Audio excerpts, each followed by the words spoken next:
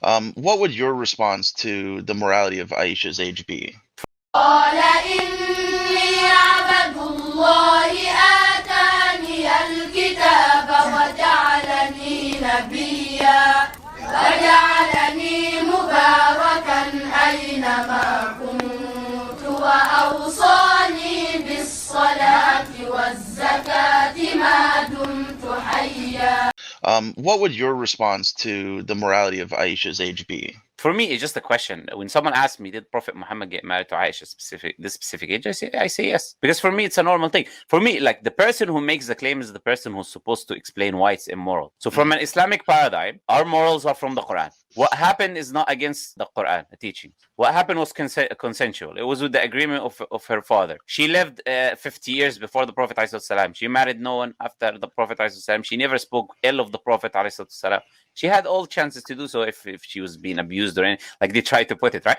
Point is, from our perspective as Muslims, we don't have any issues with that. So we don't feel like we need to justify, for me personally, and I think Muslims should be like that. And that's what I advise Muslim brothers and sisters. We got nothing to justify anyway. You know, why do I need to justify something that happened that is not wrong? But when someone comes to me and he claims, okay, this is wrong, then he's got to provide his moral compass. If that person is a Christian, like you said, the question to you is this: as a Christian, where is the age of marriage in the Bible? In terms of the Christian Bible, I don't know. I never made it fully through it. That's the point. There is not a single verse in the Bible that gives you an age of marriage, by the way. None. So the Bible does not speak about the age of marriage, number one. Number two, we've got Rebecca marrying Isaac at the age of 3 years old. She was 3 years old. They say there was a marriage contract between her and Isaac, right? And rabbis would admit this. This is not something that rabbis deny, but Christians would deny, you know?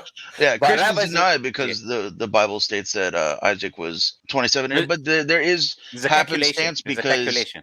if you consider miscommunication as a factor, it was more so likely that she could have been around the ages of 12 to 14 because of how long it took Abraham to learn. But who am I to say? It's not no. There is a calculation, and I can send it to you later on. It's just you. I have the calculation between Sarah's age of 90 to Abraham's 100. Yes. Isaac being born at 100. Exactly. So you looked into it. 27. Yeah. Yes. So my point is, it doesn't matter how me and you understand it. The recipients of the text, Jewish people, how do they understand it? They say, yes, she got married in that age, and they say there is nothing in their laws that prohibits that type of marriage contract. Yeah. So why don't the Christians be consistent then and go after the Jews, right? Well, and go after the Old Testament. Fun fact for you. Yes. I'm sure you'll have in your arsenal of rebuttals. In the 1880s, so less than 200 years ago, in America, 37 states, age of consent was 10 years old. Yeah. Let me even surprise you. Delaware at that time was 7. I know. Not only that, let me tell you something. In England, you talked about the US. What about England? It's the same thing in England in the 19th century or in the 18th century. If you read a book written by Sir William Blackstone, was a jurist. If you study law in Oxford or Cambridge, he'll teach you his books. So he's got a book. He's got University of Oxford is where a lot of my research has come from. Oh, good. So there is a book he wrote. It's called Commentaries on the British Law or Commentaries on the English Law or something like that, right? Or the Law of England, right? In that book, if you go to page, I believe, 110 specifically, he speaks about the age of marriage. You know what he says? He says a woman can be given in marriage at the age of 7. And entitled to that. He's talking about the state law. He's not talking about his opinion. He's talking about the law in England at the time. This is what was being practiced in the country. So point is this: we don't apply fallacies, right? Presentism, applying the values of today, the young woman of today, their mind, their upbringing, their social life, their how long do they live, the life expectancy, and we compare it to the past and how things were operating 1,400 years ago in the deserts. You know, that's called that's a fallacy called presentism, which is to apply the morals of today on the past. And if you look at the life expectancy in the past, well, according to Western historians, they'll tell you it's 30 to 35 years old or something at that time. If this was the life expectancy, let's say someone is 30 years old, he gets married, we ask them what age, he will say to you 18. Okay, so they get married at 18. She gives birth at 20, let's say, and then 10 years old, the parents die. What can a society like this continue? The actuality, no, it will never continue. So we cannot apply these kind of standards of today on the past, and that's why you will never find anyone in the past ever having an issue with this, with the marriage of the Prophet. I'm telling you, let's say 200 years ago, you're not going to find a single person, a non-Muslim, who spoke about this idea, who criticized the Prophet, because it was well known, but no one criticized him for this, because this was the customs of the people until 200 years ago, right? So today, when they change the laws, and some countries they say, and this is the question that when someone comes to me and says this is wrong, I say, okay, what is the right age? You'll say 18. I say, why 18? If you go to some countries today, 16. If you go to Italy, I believe it's 14, the age of consent. So they can say, by the way, they say she can consent to sexual intercourse, but she cannot get married, which is like, it's hilarious, you know. So you're old enough to have intercourse, but you're not old enough to get married. Okay, why? It's nonsense, Backwards. right? Yeah, it's complete nonsense, you know. So if you and I believe in California, there's not a single in California today. There's no age. You can get married at any age with the consent of your parents. You can look this up. Today in California, in the U.S., leave other countries. Yeah, but they would probably argue that human morality probably wouldn't let that happen. But human morale in the U.S. is letting it happen. That's the point I'm making, right? If this is your people, if this is like the most advanced countries, California is definitely not my people. No. I mean to the people who make this argument, not you. I'm saying the people who make this argument. I would say to them, this is your people, meaning this is the Westerners that you are amongst. Those are the people who you say have the best values. This is what they generally say. They say, look, America is advanced. We love America and this and that. Okay, so these are the morals of America. So you should have a problem with your country before you talk about anyone else. But as I said to you, the question has to start from, I don't need to justify anything. That's how I look at it. I don't need to justify anything. It's historically well known. There's no issues with that historically. Only an idiot who didn't study history would have an issue with that marriage because he doesn't know how things were in the past. He didn't study, he didn't learn, right?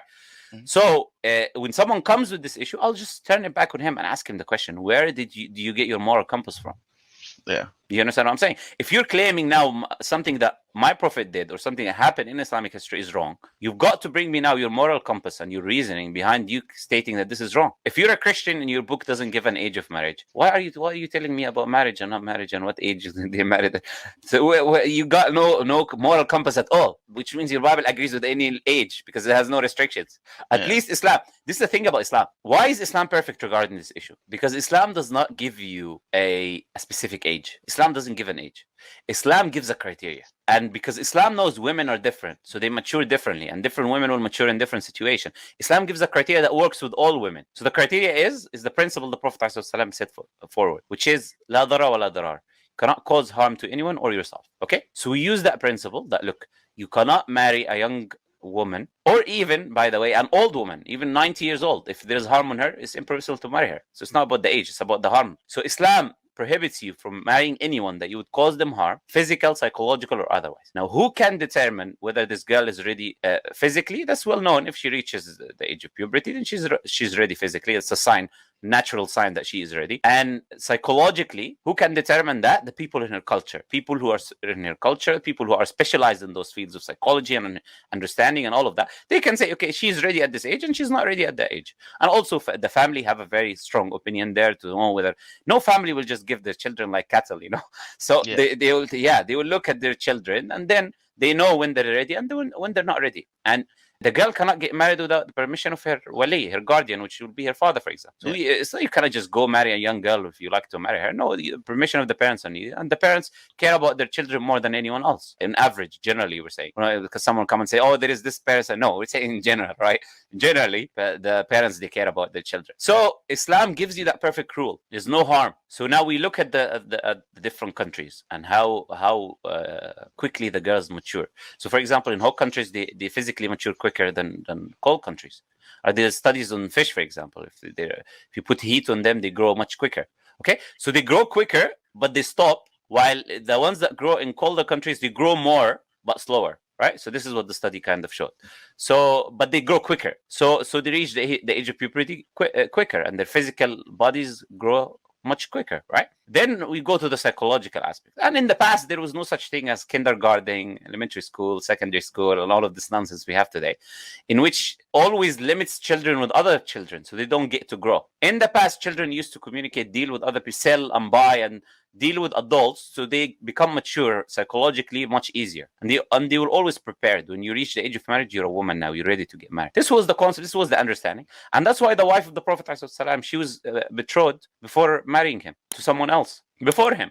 Yeah. Right?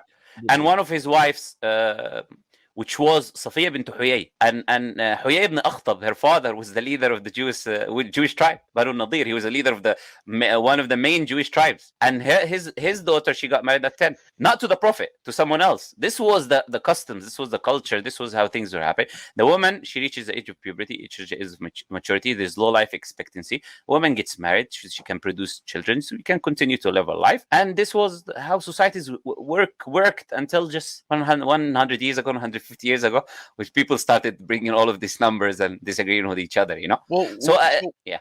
What I look at for morality reason wise, back in the 6th century, in the year 600, the average life expectancy was between 35 and 40. 6 years old, 8 years old, especially 9.